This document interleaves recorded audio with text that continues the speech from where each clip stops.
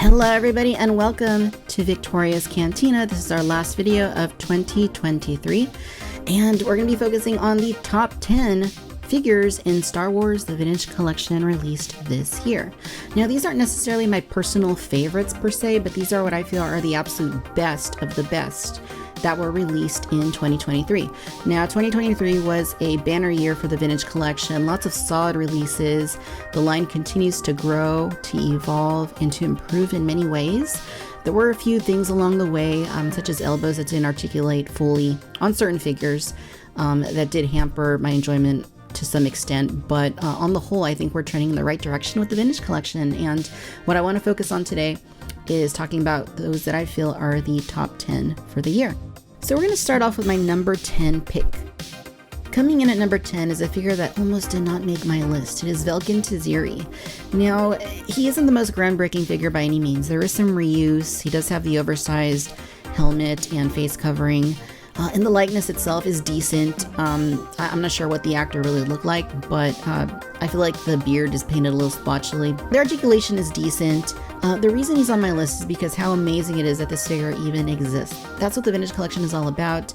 It's about those few and far between figures that we want to celebrate along with the main characters and along with all the other wealth of Star Wars media over the decades. And, you know, this is one for the record books, really. Well, with the Vote for Velkin petition and all. It's awesome that he's here, and he does complete our skiff from Jabba's palace, at least one of them. So that's why he's on the list, because that was a really awesome thing to happen this year. Number 9 on my list is director Orson Krennic. Now, this is a figure I've wanted for a long time in TVC. I love Ben Mendelsohn, the actor, and I think he was great as director Krennic. I really hope we see him again in Andor. And finally, here he is in the Vintage Collection. I would have ranked him higher, but well, I guess you'll have to wait and see why he didn't rank higher. But I really like the figure. I think the likeness, well, maybe not perfect, is pretty much a 9 out of 10. The articulation is really nice. The elbows, you know, don't fully articulate, but he is a nice figure. The cape is great. I'm just happy we're getting a Rogue One figure still, and this was a huge win for TVC. Coming in at number 8 is Darth Vader Duel's End. Now, you know, last year when this figure came out for the first time on the Dark Times version from ObiWan Kenobi, it was a groundbreaking figure. It was my favorite figure of 2022.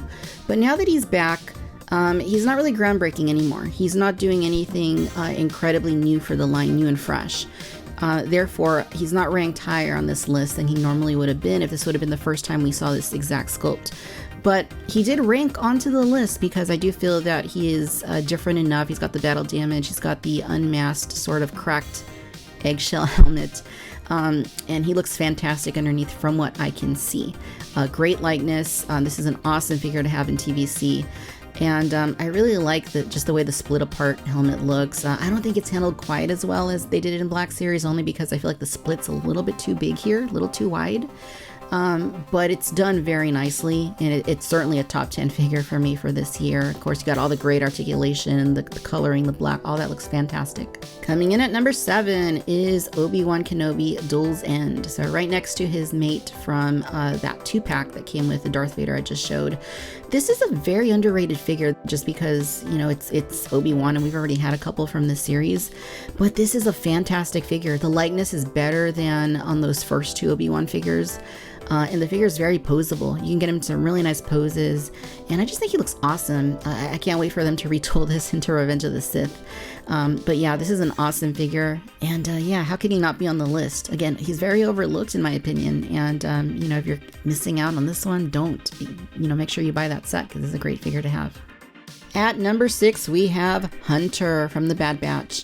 Now, it pains me that we don't have the rest of the Bad Batch because this figure, I don't really have anything to do with him. He's awesome. He looks great. I love him. But he's kind of just on his own. I don't really even have him on the shelf right now because he doesn't have anywhere to go. So I do hope we get the rest of the Bad Batch. It kind of hurts to have them spread out so many years apart, and nothing's even pipelined at this point. But yeah, he's a fantastic figure. The likeness unmasked is great. With the helmet on, it fits like a glove. And the accessories are really nice, really posable. I just love the figure, and that's why I'm ranking him at number 6. At number 5, we have Vizla. Now this is another figure that I almost didn't put on the list only because he does have quite a bit of reuse coming in from that Clone Wars Mandalorian that they did in previous years.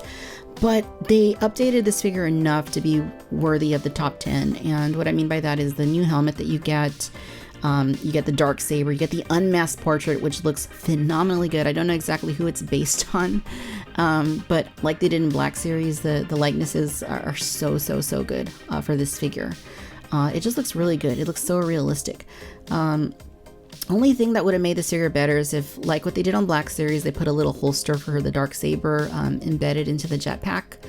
But it's a really nice figure. You can get him in some really nice poses, and this is one that I've been after for a long time as well. So I'm glad that he has been added to the vintage collection. At number 4, we have Admiral Pet.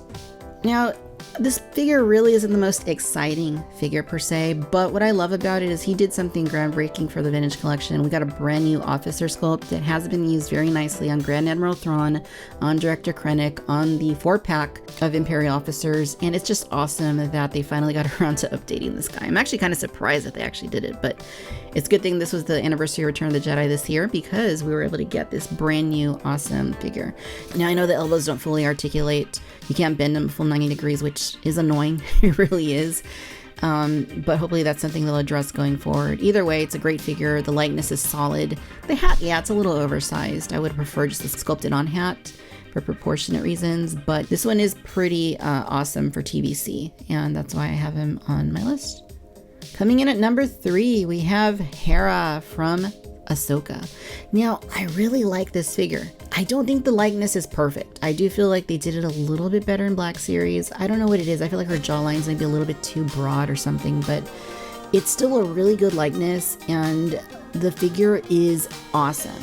Her articulation is awesome. The coloring is incredible. And I just love everything that this figure is capable of doing. When we get the ghost, she's going to look awesome in it. And I think that the card back for this one in particular is one of the nicest ones of the year. So I'm really excited that we finally got Hera in TVC. And she's easily the most solid figure from the Ahsoka series that's been released in TVC this year. At number 2, it's the Grand Inquisitor. Now, this is a figure that, like Hera, people have been asking for a long time since Star Wars Rebels. Now that he's in live action, we finally got him. He's from the ObiWan Kenobi series. And, you know, I really like the way that they executed the figure because I think it does a great job replicating the likeness. I think that it's very posable. You can get him into some really nice dueling poses. I love how he has the extra lightsaber hilt that you attach to his back. More figures need to have those extra lightsaber hilts. They really do. And he's just a solid figure. I love having him in my diorama up with Darth Vader and Reva. And I do hope we get the rest of the Inquisitors eventually. But this is just a solid one. I love picking this one up and just kind of posing him. All right, now we're down to my top pick. Coming in at number 1 on my top 10 figures for the vintage collection in 2023 is P Vizla. Now, this is a freaking awesome figure. Now, it is a deluxe figure. It is a little bit expensive, but considering how awesome he is, it's just hard to deny that he is one of the best things that happened in the vintage collection in 2023. The coloring is very vibrant. I do feel he could have used a little bit more of a wash on his legs.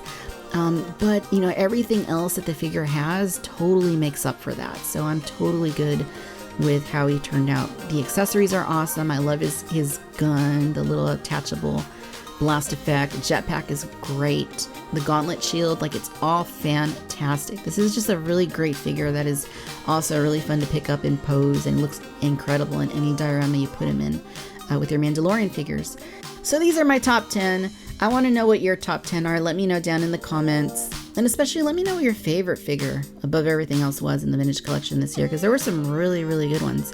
I'm eager to see what 2024 brings between the things that are pipeline, the things that have not been announced, and the things that we've been waiting on.